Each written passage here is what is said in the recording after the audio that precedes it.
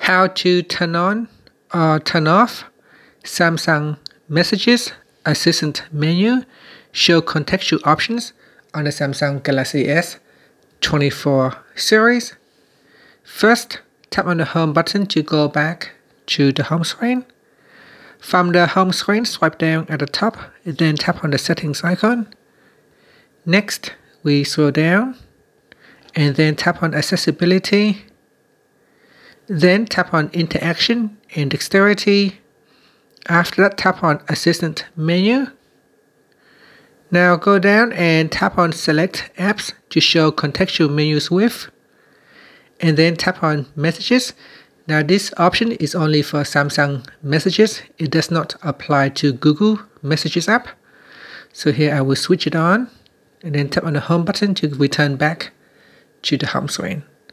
Next, open up your Samsung text messages, and if you open up your assistant menu, you can see some additional options becomes available, such as the search, the compose button, and the delete button. And you can see if I close the text messages, those options will be removed. And when you open up text messages, those options will become available again. And that's it. Thank you for watching this video. Please like and subscribe to my channel for more videos.